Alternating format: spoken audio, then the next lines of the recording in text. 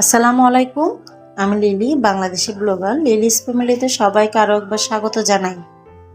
কাছে কিংবা দূরে, দেশে বা দেশের বাহিরে, যে যেখান থেকে আমার আজকের ভিডিওটি দেখছেন, আশা করি সবাই ভালো আছেন, সুস্থ আছেন। শুকর আলহামদুলিল্লাহ, আমরাও বেশ ভালো আছি।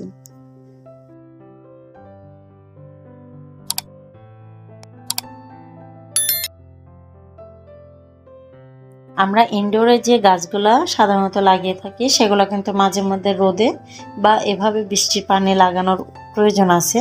এতে কিন্তু গাছের গুণাগুণ ভালো থাকে বা বৃদ্ধিটা স্বাভাবিক থাকে। সেই জন্য যেহেতু বর্ষাকাল আর ব্যালকনিতে আমার অনেকটা বৃষ্টির পানি আসে, মাঝে মধ্যে একটা দুটা টব ব্যালকনিতে রেখে দিই, যেন বৃষ্টির পানিটা গাছে লাগতে পারে আর স্বাভাবিকভাবে যে গাছের বৃদ্ধিটা সেটা যেন খুব স্বাভাবিক থাকে। অন্যদিকে আমার যে বারান্দায় গাছগুলো ছিল, সেগুলো আপনাদের কাছে ছোট করে শেয়ার করছি। আশা করি আপনাদের কাছে একটু হলেও ভালো লাগবে। ভালো লাগলে প্লিজ ছোট্ট একটা লাইক দিয়ে ভিডিওটি কন্টিনিউ করবেন। আপনি যদি আমার চ্যানেলে নতুন হয়ে থাকেন, আমার চ্যানেলটা সাবস্ক্রাইব করে নেবেন, পাশে থাকা অল অপশনটি চালু করে দিবেন, যেন যে কোনো সময় নতুন ভিডিও আপলোড দিলে নোটিফিকেশন পৌঁছে যায় আপনার কাছে। আপনি আপনার মূল্যবান সময় এবং সুযোগ বের করে আমার ভিডিওটি দেখে নিতে পারেন। যারা অলরেডি এই কাজটা করে দিয়েছেন, সবাইকে অসংখ্য ধন্যবাদ। এই যে গাছের যত্ন নেওয়ার পরে বা গাছগুলো আপনাদের সাথে শেয়ার করার পরেই কিন্তু চলে আসছে আমার রুমে। রুম গুছাবো। এর আগে কিন্তু অফ ক্যামেরাতে সকালে চা নাস্তা খাওয়ার যে পর্বটা থাকে, সেটা কিন্তু কমপ্লিট করে নিয়েছে। আপনাদের ভাই অফিসে চলে গেছে, বাচ্চাদের এক্সাম চলতেছে, ওদেরকে পড়তে বসাবো। তো আমি এর আগে আমার রুমগুলো গুছায় পরিষ্কার করে নেব। ছোট বাচ্চা থাকলে আপনি যে কোনো কাজ একা হাতে বা একা নিরিবিলি করতে পারবেন, এটা কিন্তু কখনোই সম্ভব না। বাচ্চারা আসবে, দুষ্টুমি করবে। আমি সবাইকে বলবো, সবাই ক্ষমা সুন্দর দৃষ্টিতে দেখবেন। আমি যখন যেখানে কাজ করি না কেন, বা যে কোনো রুমে, কিচেনে হোক বা অন্য রুমে হোক, সামনের রুমে হোক, যে কোনো স্পেসে আমি যখন কাজ করি, আমার বাচ্চারা কিন্তু খুব বেশি দুষ্টুমি করে, যেটা অনেক সময় আপনাদের সাথে ক্যামেরা বন্দি হয় বা আপনাদের সাথে শেয়ার করার সময় ওদের ফুটেজগুলোও থাকে। সেজন্য সবাইকে বলবো, বাচ্চাদের দুষ্টামি বা কথা বলা বা যে কোনো অংশটা আপনারা ক্ষমা সুন্দর দৃষ্টিতে দেখবেন। এই যে আমার বিছানাটা গুছাই নিয়েছি, আর সবকিছু গুছাই নেওয়ার পরে আমি সামনের রুমে যে টেবিলটা আছে ওটা গোছাতে চলে যাব। তো এর আগে এই রুমটা ভালো করে ঝেড়ে ঝুড়ে পরিষ্কার করে নিচ্ছি, তারপর আমি ঝাড়ু দিয়ে পরিষ্কার করে নিব। রাতে খাওয়ার পরে খুব তাড়াহুড়া করে বাচ্চাদেরকে নিয়ে শুয়ে পড়তে হয়। আপনাদের ভাইয়ের সকালে অফিস থাকে, সব মিলিয়ে কিন্তু একটা তাড়াহুড়ার সময় থাকে রাতের বেলা। অনেক সময় দেখা যায় যে খাওয়ার টেবিল আর গোছানো হয় না। এরপরে সকালে ওঠার পরেও দেখা যায় আপনাদের ভাইয়ের অফিস থাকে, বাচ্চাদের স্কুল থাকে, এই টেবিলটা কিন্তু অনেকটা এলোমেলো থাকে। তো আজকেও সেম, অনেকটাই এলোমেলো। সেখান থেকে আপনাদের সাথে ভিডিও আকারে শেয়ার করতেছি। রাতে খাবার খাওয়ার পরে যে তরকারির কড়াই বা ভাতের হাঁড়ি সবকিছু কিন্তু এই টেবিলেই থেকে যায়। তো সেগুলোই আস্তে আস্তে গুছাই নিব। আমি এর আগে যেটা বলছি, আমাদের যারা বাচ্চা আছে সবারই কিন্তু এই সময়টাতে এক্সাম থাকে। আমি কম বেশি মনে করি সবারই এখন এক্সাম চলতেছে।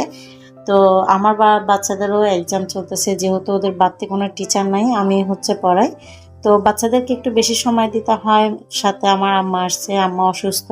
সব মিলাই একা হাতে সামলানো বা প্রতিদিন ভিডিও দেওয়া একদমই সম্ভব হয় না। দেখা যায় যে আমি 2 দিন বা 3 দিন পর পর গ্যাপ দিয়ে দিয়ে একটু ভিডিও আপলোড দিচ্ছি। আশা করি আপুরা ভাইয়েরা সবাই আমার ভিডিওগুলো দেখবেন বা ক্ষমা সুন্দর দৃষ্টিতে দেখবেন, যেহেতু আমি সময় কভার করতে পারতেছি না। বাচ্চাদেরকে নিয়ে সংসার একদম একদম ব্যস্ততম একটা সময়ের মধ্যে দিয়ে যাচ্ছি। তো সেই জন্য আমি রেগুলার ভিডিও আপলোড দিই না। তো দেখা যায় এক্ষেত্রে আমার যে ভিডিওগুলো আপলোড দিই, সেগুলোতে খুব কম ভিউজ হয়। আমি সবাইকে রিকোয়েস্ট করব, যারা দেখতেছেন কম হলেও সবাই যারা দেখেন বা ক্লিক করেন, সবাই ছোট্ট করে একটা লাইক দিয়ে তারপর ভিডিওটা থেকে বের হবেন। এতে করে আমার অনেক বেশি উপকার হবে। তো রুমগুলো গোছানোর পরে কিন্তু আমি অফ ক্যামেরাতে ঝাড়ু দিয়ে পরিষ্কার করে নিছি। এরপর আমি কিচেনে চলে আসছি। কিচেনের অনেক কাজ কিন্তু অফ ক্যামেরাতে গুছাই নিছি। সব কিছু ক্যামেরা বন্দি করাটা আসলে সম্ভব হয়ে উঠতেছে না, যার কারণে অনেক স্কিপ করে ছোট করে আপনাদের সাথে ভিডিও আকারে শেয়ার করি। এখানে হচ্ছে কিছু রসুন, পেঁয়াজ আর হচ্ছে কিছু কাঁচামরিচ, আমি হচ্ছে ধনেপাতা ভর্তা করব। আমার আম্মা যেহেতু অসুস্থ, একদম কোনো কিছুই খেতে পারে না, তো চেষ্টা করি এটা সেটা একটু ভর্তা টর্তা দিয়ে যদি খেতে পারে, সেই জন্য হচ্ছে একটা ভর্তা করে নিচ্ছি। এই ধনেপাতা ভর্তাটা কিন্তু এর আগেও আমি রেসিপি আকারে শেয়ার করছিলাম, আজকে আবারও বলে দিচ্ছি। এখানে হচ্ছে পেঁয়াজ, রসুন আর কাঁচামরিচ আগে একটু ভালোভাবে ভেজে নেবেন, মানে ফ্রাই করে নেবেন। তারপর হচ্ছে ধনেপাতা পরিষ্কার করে ধুয়ে ওগুলো হচ্ছে দিয়ে হালকাভাবে একটু নাড়াচাড়া করে নেবেন। যখন একটু ফ্রাই হয়ে যাবে তখন শুধু ব্লেন্ডারে নিয়ে ব্লেন্ড করে স্বাদ মতো লবণ দিয়ে মিক্স করে নিলে দেখবেন দুর্দান্ত স্বাদের একটা ভর্তা রেসিপি আপনার একদম সহজে, খুব সহজেই রেডি হয়ে যাবে। এটা কিন্তু আপনি আপনার বাসায় যে কাউকে খাওয়ালেই খুব বেশি পছন্দ করবে। আমরা অনেকেই কিন্তু কাঁচা ধনেপাতার ভর্তা খেয়ে থাকি, তবে কাঁচা ধনেপাতার ভর্তা খাওয়ার চেয়ে আমি মনে করি এভাবে খাওয়ায় একবার হলেও ট্রাই করে দেখতে পারেন আপনারা, অসম্ভব কিন্তু ভালো লাগবে। কাঁচাটা খাইতেও কিন্তু খারাপ লাগে এমন না, কাঁচাটাও কিন্তু ভালো লাগে, তবে দুইটার টেস্ট কিন্তু দুই রকম, সেজন্যই বললাম কথাটা, আপনারা এভাবেও ট্রাই করতে পারেন।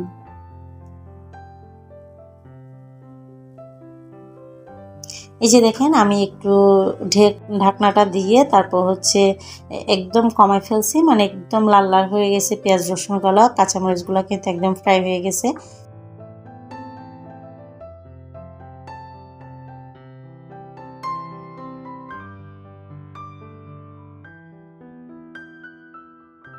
সবকিছু কিন্তু আমি একসাথে একটা ব্লেন্ডারের জারে নিয়ে নিছি, আর এরপর হচ্ছে আমি ব্লেন্ড করে নিব। অন্য রুমে হচ্ছে আমার ব্লেন্ডারটা রাখা, যেহেতু আমার কিচেনে একদম স্পেস নাই, কারেন্টের সুইচও কিন্তু একটা, যার কারণে হচ্ছে আমি এটা আমার হাজব্যান্ডের যে কম্পিউটারের টেবিল ওখানেই রাখি। এখানে হচ্ছে দুইটা সুইচ আছে, এতে করে এক পাশে থাকলে হচ্ছে কি যে কোনো সময় আমার লাগলে আমি এসে করে নিয়ে যেতে পারি। এখানে হচ্ছে আমি কিছু বাসন্তী পোলাও রান্না করে নিয়েছি, সেটা হচ্ছে আমার ঘরে নর্মাল যে চালগুলো থাকে সেগুলো দিয়ে রান্নাটা কমপ্লিট করছি। এই যে আমি কিছু পেঁয়াজ বেরেস্তা করে নিচ্ছি, এগুলো হচ্ছে চিকেন ফ্রাই করে রান্না করব। তো রান্না শেষে যখন চিকেনটা মানে কমপ্লিট হয়ে যাবে তখন হচ্ছে এই পেঁয়াজ বেরেস্তাগুলো দিব, সেই জন্য হচ্ছে কিছু পেঁয়াজ বেরেস্তা আগেই করে নিছি।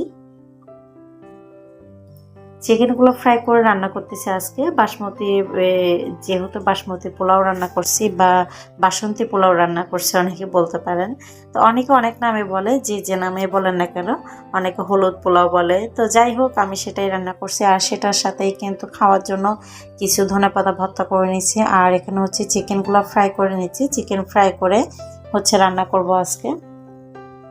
বেশিরভাগ সময় দেখা যায় যে কষায় রান্না করি, আজকে হচ্ছে একটু ভিন্নতা রেখে রান্না করার চেষ্টা করতেছি, যেহেতু চিকেনটাই সবসময় অ্যাভেলেবেল থাকে বা অ্যাভেলেবেল খাওয়া হয়, আর বাচ্চারাও কিন্তু এটা বেশি পছন্দ করে, সেই জন্য চেষ্টা করি এক এক সময় এক একভাবে রান্না করার, যেন টেস্টটা একটু আলাদা আসে বা একটু ভিন্নতা লাগে, যেন ওরা একঘেয়েমি মনে না করে বা খাবারটা খেতে খেতে একদম, অনেকে আসে না এক খাবার বারবার খেতে অনীহা জাগে বা অরুচি চলে আসে, সেরকম যেন কোনো কিছু না হয়।